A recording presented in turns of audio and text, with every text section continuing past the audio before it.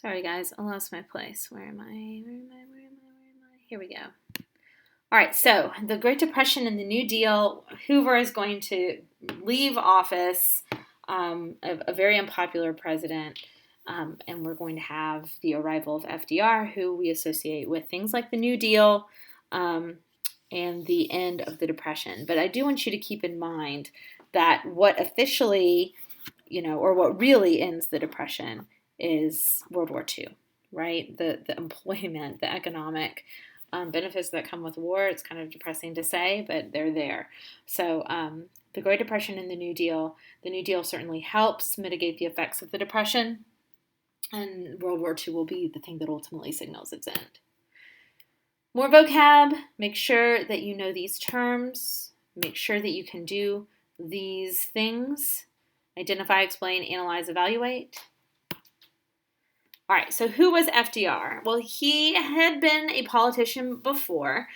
He was Assistant Secretary to the Navy under Wilson. He's a former vice presidential candidate and a very popular governor of New York. He instituted a lot of reforms in New York and was considered to be helpful, trying to curtail at least some of the corruption of the political machine in New York. That's his wife, Eleanor Roosevelt, who you also know is a very well-known American figure.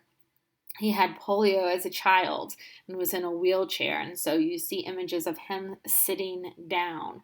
And I think that that's an interesting thing to consider in 2020 with all of the media coverage and everything. How would America feel about a president with a physical disability like that? I think probably now they would be more okay with it than they would have been during the 1920s, but it's an interesting thing to consider. And also to consider the fact that nobody understood the extent of his disability because the press sort of helped to hide it, which is another interesting thing to think about today. So he's going to win the election of 1932 against the Republican Herbert Hoover. Here he is sort of stumping, going out and meeting with struggling Americans. He made personal visits to impoverished areas. Think about why that may have been politically helpful to him. So why is an election such as the 1932 presidential election considered to be a landslide victory? Because it was. Right? Swept away in a landslide. During his first 100 days in office, which became known as the 100 Days, very creative, right? Roosevelt proposed and Congress passed 15 major bills. These measures had three goals: relief, recovery, and reform. The three R's of Roosevelt's 100 Days: relief, recovery, reform. Roosevelt wanted to provide relief from the immediate hardships of the Depression and achieve a long-term recovery. He also instituted reforms to prevent future depressions. He says, "This nation asks for action and action now. This country needs bold experimentation. Above all, try something." I mean, and that's really it. That's exactly what Hoover didn't. That's exactly what Hoover did not do. He didn't try something new, try something that had never been done before. And people were willing to allow FDR to do this experimentation because they were struggling so much. So March through June of 1933, really considered to be the first New Deal, where he focuses on relief, recovery, and reform, this three R's of recovery. There is not a consensus that this is the best thing to do because, again, it had never been done before. A lot of people were concerned that it was too much, that the government was going to end up being too involved in people's lives. But Roosevelt knew that it would be controversial, and so he starts a series of fireside radio chats where he would come to Americans by what he called, the side of the fire, beside the fire. Americans would turn on their radio and tune in and hear Roosevelt explain to them what his new programs were, how they would benefit people, what the state of the economy and the political landscape was in America. So people really felt that he knew them and that he was in their homes in a really unique way. A lot of what he did, he called priming the pump, right? That he needed to just jumpstart things, get things started, and then the economy would take off from there. So he would make relief payments and create temporary jobs through government projects. He would put new money in circulation. All this would increase demand, lead to new investment, lead to plant expansion, new jobs, and new profits. This is a fireside chat. The President of the United States. My friends, I want to talk for a few minutes with the people of the United States about banking. To talk with the comparatively few who understand the mechanics of banking, but more particularly with the overwhelming majority of you who use banks for the making of deposits and the drawing of checks. I want to tell you what has been done in the last few days and why it was done and what the next steps are going to be.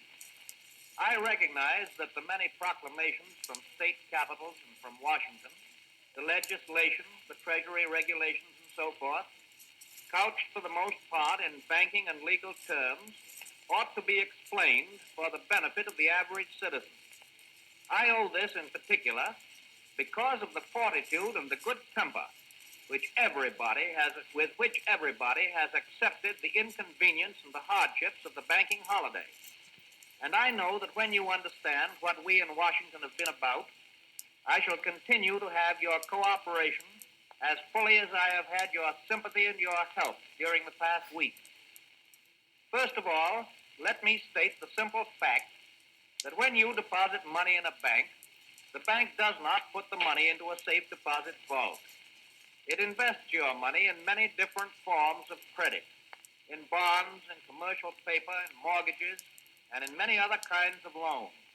In other words, the bank puts your money to work to keep the wheels of industry and of agriculture turning around. A comparatively small part of the money that you put into the bank is kept in currency, an amount which in normal times is wholly sufficient to cover the cash needs of the average citizen. In other words, the total amount of all the currency in the country is only a comparatively small proportion of the total deposits in all the banks of the country. What then happened during the last few days of February and the first few days of March? Because of undermined confidence on the part of the public, there was a general rush by a large portion of our population to turn bank deposits into currency or gold. A rush so great that the soundest banks couldn't get enough currency to meet the demand. The reason for this was that on the spur of the moment, it was of course impossible to sell perfectly sound assets of a bank and convert them into cash. Okay, so I'm going to pause that there, but I think it gives you an idea of a couple of things. Number one, just how personal FDR made his appeals to the Americans. You know, he starts off with friends. I think you will understand this once I explain it to you. And there in particular, he's talking about a banking holiday where he proposed closing the banks to ensure that he could stabilize the monetary supply. And he knew that that would concern people. And so he explained it in terms that even we can all understand today. So here are some of the things that he does in his first 100, well, beyond just his first 100 days, but he does in the name of relief, recovery, and reform. And this is a nice little chart that breaks down if they're relief programs, recovery programs, or reform programs. So you have the Emergency Banking Act, the Federal Emergency Relief Act, Public Works Administration, Public Works Progress Administration, the Civilian Conservation Corps, and the TVA, the Tennessee Valley Authority. All of that is under relief. So these are all sort of programs to help people get jobs, to stop the bleeding. Recovery, how do we move on from that? The National Recovery Act, the Homeowners Loan Corp, the Federal Housing Administration, the Agricultural Adjustment Act, and then reform, Glass-Steagall, which you'll still hear about today, Securities and Exchange, Social Security, National Labor Relations, and Fair Labor Standards. Here is an image of him as he's speaking to during these fireside chats. Okay, so TVA, anytime you see something Tennessee history specific, pay special attention because the benchmark folks and the EOC folks love to put Tennessee history questions on the test. So the Tennessee Valley Authority is a project to provide, you know, electricity to provide power to the region. So a lot of areas were flooded in the creation of the TVA. If you've ever seen Oh Brother, We're Out There, there's a great scene where they're flooding a town, an abandoned town. So the purple is the region served by TVA. There are dams that are marked by the sort of purple lines across the rivers. If you look around Nashville, Chattanooga, Knoxville, even down into Alabama, you'll see there are several. And think about how what benefits states would have gathered from TVA. So it says, well, Roosevelt had little difficulty gaining support from Congress for his proposals. A minority of Americans did express their opposition to the New Deal. Critics on the political right thought the changes the New Deal brought were too radical, and critics on the left thought they were not radical enough. Isn't that just the way it always goes? Several of FDR's critics attracted mass followings and made plans to challenge him for the presidency in 1936. In his during his programs, over 2 million jobs are created. However, 10 million are still unemployed. And so he's not just like universally accepted as being a success. There are people from the left who don't think that he's going far enough. I'm going to play you a little excerpt of a religious person, actually, Charles Coughlin, who often criticized FDR. There is written in the Constitution of the United States that Congress has the right to coin, issue, and regulate the value of money. That's good Americanism, and it's good enough for me.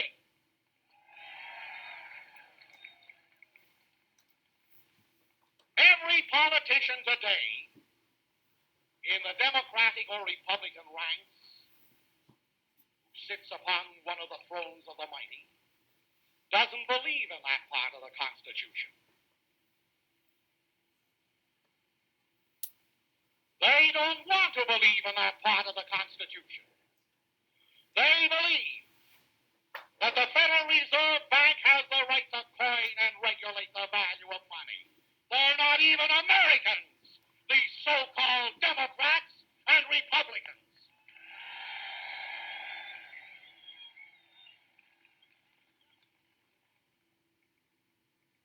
And so, Mr. Roosevelt, who was very loquacious in 1933 about driving the money changers out of the temple, is now bent upon another policy. I think driving the workmen out of decent annual wages. As I come before you today, I wish to leave this thought with you. That in each congressional district here in Illinois, we will endorse a candidate who can rise above his party and puts patriotism first.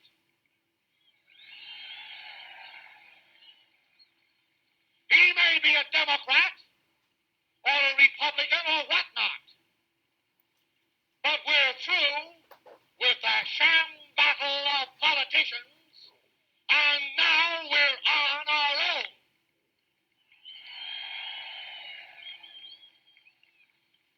Therefore, under your congressional district presidents, form your battalions, take up the shield of your defense, unsheathe the sword of your truth, and carry on in Illinois so that the communists on the one hand cannot scourge us, and that the modern capitalists on the other cannot plague us. So there are some constitutional questions here as to what FDR and the New Deal can do and what they cannot do. And you've actually seen this image down here before. The Schechter Poultry Corporation versus the United States is an important Supreme Court case. The court rules against the National Recovery Administration, saying that the executive branch has the authority to write law codes. That's legislation that should be left to the Congress. And you see here the NRA, or the National Recovery Administration, in that cartoon is being derailed or destroyed by one chicken crossing the road. Sorry. Okay. I want us to look at this cartoon, cite evidence from the cartoon that supports the conclusion that New Deal programs had negative effects on the American public, because this is what the cartoon is trying to portray. There will be an activity on this in Schoology. FDR's goals for the first phases of the New Deal were relief, recovery, and reform. Progress had been made, but there was still a long way to go. Beginning in early 1935, Roosevelt launched an aggressive campaign to find solutions to the ongoing problems caused by the Great Depression. This campaign, sometimes known as the Second New Deal, created Social Security and other programs that continue to have a profound impact on the everyday lives of Americans. So here are some of his programs, and then here are the effects. The New Deal is considered by some to be a reform movement. Explain whether or not this view can be justified using specific examples of the chart. So what sort of reform took place? Children called attention to the fact that New Deal programs had failed to lift many out of poverty and unemployment by carrying picket signs to support the Workers' Alliance. So unions were still very much active, still very much advocating on behalf of their members. Agriculture. How does the data on farm foreclosures point to a need for the Agricultural Adjustment Act of 1933? Did the reduction of cotton acreage have its desired effect on prices? A lot of the ideas around the Agricultural Adjustment Act were to create or control supply and demand, right? So farmers were actually paid not to plant as many acres, right? To leave some acres fallow to allow the soil to regenerate, A, but B, also to force up the demand for the produce that they do produce, right? For what they do grow. And that in turn would increase prices and help farmers. And we know that farmers are a good indicator of the rest of the world. Or the rest of the country, I should say. What percentage of farms had electricity at the beginning of the presidency compared to the end? Even before the Great Depression, most industrial workers labored long hours for little pay. Few belonged to labor unions during the Great Depression. However, there was an upsurge in union activity. New unions enlisted millions of workers from the mining and automobile industries. The Wagner Act of 1935 guaranteed workers the right to unionize. It allowed for collective bargaining, so you could bargain as a group, allowed for binding arbitration, formed the National Labor Relations Board to monitor labor issues. It's an important step forward for unions. And at the bottom it says the union membership then increased from 3 to 9 million.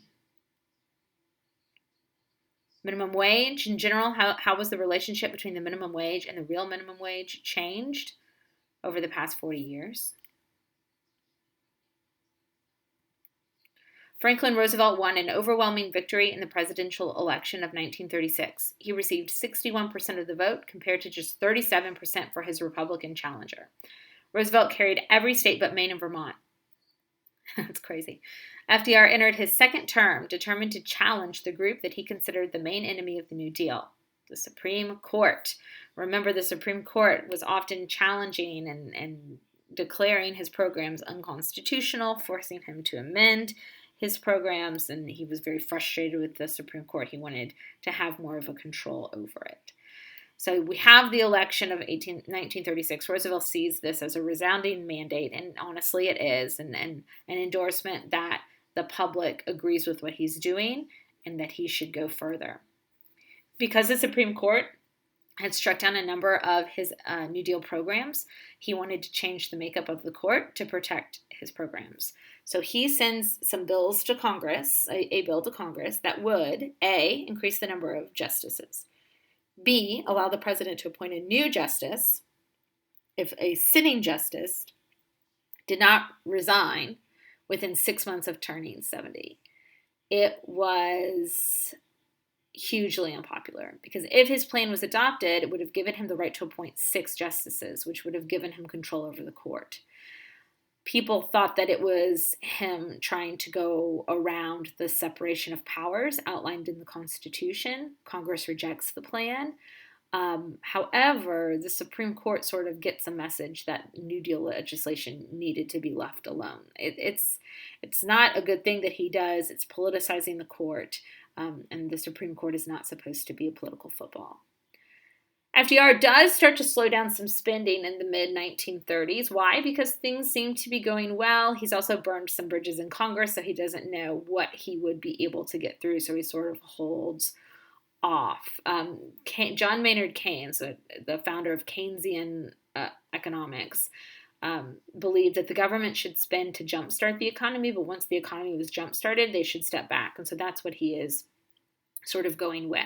You do see some more. You see a National Housing Act, the Farm Security Administration, the Fair Labor Standards Act, but things slow down. The bleeding was stopped, and so now he sort of wanted to step back and let the market regulate itself. It's going to bring us into a recession because the market really wasn't ready to regulate itself yet. So you can see there in the mid-1930s, there's another spike in unemployment. But then once he starts spending again, it goes back down. So the New Deal provided desperately needed relief from the Depression and enacted reforms that guarded against economic catastrophe. It did not end the Depression. World War II, with its massive military spending, would do that. Yet the New Deal mattered enormously because it brought fundamental changes to the nation. It changed the role of the federal government in the economy, the power of the presidency, and the relationship of the American people to their government.